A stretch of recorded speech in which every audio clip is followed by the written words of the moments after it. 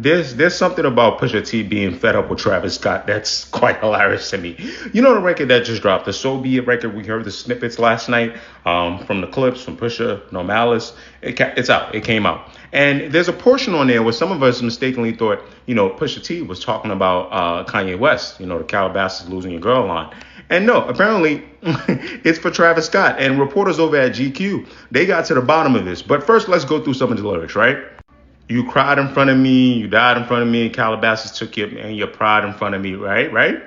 This is where I guess some of us should have known, but I guess through the snippet, some of us couldn't hear it. Heard Utopia had moved right up the street. Lip gloss was popping. Lips Kylie Jenner, remember lips filler. She ain't need you to eat, got rich, right? So it's making sense now.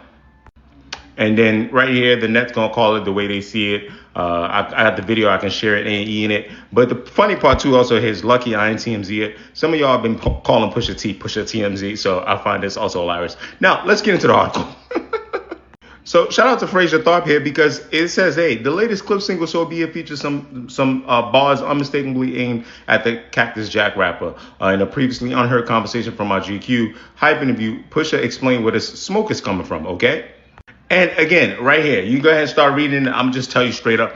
I get the feeling that Pusha T had a history of, he wasn't scared of confrontation, right? But I'm starting to notice he's got a certain disdain for the newer rappers because, their albums dropped early 2000. And I'm starting to feel like he's fed up. He just wants to stand on business. On So Be It, Pusha and Malice kick their usually upper echelon, stun over Pharrell beat. Then they tell you the lyrics, right? Now, here's the part. And Pusha says, listen, the true context of what it is we were in Paris. We were working and he was calling, Trav was calling Pharrell to play his new album, right? And then Pusha recalls, it's the wording, the choice of words. I could feel this disdain through the print. He sees me in Malice and he's like, oh man, everybody's here. He's smiling, laughing, jumping around, doing his effing monkey dance. And I could visualize this. That's how Trav be in the studio. Is a gentleman? Maybe. He'd be excited about the music, right?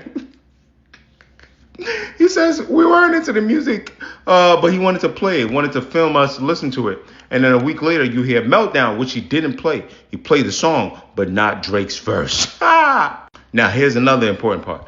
Push was quick to add he doesn't owe Travis any standard because as he see it, Travis has a pattern of remaining conveniently neutral when it suits him. I've noticed this about Travis Scott, but I just feel like maybe because he's not a lyricist, he's not hippity hop, he just doesn't get it, doesn't care, right? Now, this Travis Pusha's connecting the dots, right? He's done this a lot. He has no picks. He'll do this with anybody. He did this with Sicko Mode, which Drake was dissing Kanye, right? Despite Travis being close to Kanye. Then he joined Future and Metro on stage and asked them to tease like that with Kendrick dissing Drake, and he's cool with Drake. And he was on the Rolling Style stage saying, play that. He don't have no picks, no loyalty to nobody. He would jump around whenever he feels he's hot or clinging to whatever he feels is hot.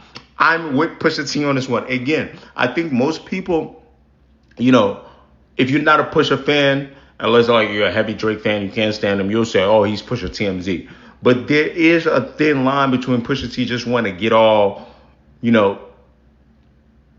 salacious versus I think he's sick of these young ninjas. And no pun intended, once you tote the line with him and you cross it, he's going to push the T. But man, drum roll, please. Anyway, so he says, but you can play those games with those people. We're not in your mix. Keep your mix over there. This part here just keeps calling him on. It's like, dog, don't even come over there with that. At the end of the day, I don't play how y'all play. He's so hard. Mr. Tharp says, print can't do the justice to this disdain and Pusha's delivery here. And I don't know, this is hilarious to me because I can hear it.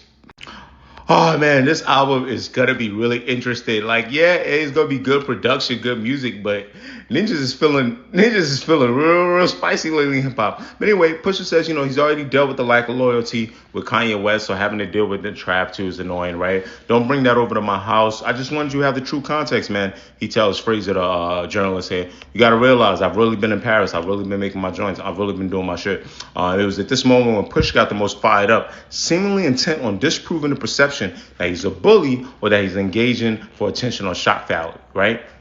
I like this part. When these people mention me, they're really going out of their way. What have I done besides wear clothes, bro? In the past couple of years, it's like these people are going out of their way. Somebody brought Meltdown to my house, to P's house. Actually, I mean, I don't give a F. P don't give a F, but you get the point. It's the principle. It's the principle of it all. Pusha said in passion. And I feel like you got to be able to make this distinction. I think with guys like Pusha T, again, if you cross certain lines with him, with the principles, he will go there. And he says the lack of loyalty that Travis really has, he's proven that. I just named 3 people that he does that type of behavior with. I'm just not one of them, dog. Like, I ain't with that. That shit ain't coming out of nowhere, bro. I be cool with these guys. And, you get the point. So, yeah, this all started from Meltdown. Now, some people are saying, oh, what if Drake delivered the verse late? What if Trav didn't know? I like that Pusha T references a certain point. Travis is like that. Some of the people you guys accuse of being super capitalist and they just don't give a damn, that's Trav. Trav is not a hip hop baby. He comes from that Kanye school of he's focused about the music, but all these unwritten rules are hip hop purists. Trav don't care. He'll be at WWE. He'll be at wherever. He'll be at Rolling Loud. He'll be at wherever anybody has the biggest check. And he will be on any song that he thinks is going to be great. He don't care who beefing with who. To a certain extent, I guess that's cool, but sometimes you gotta know when to call it, buddy.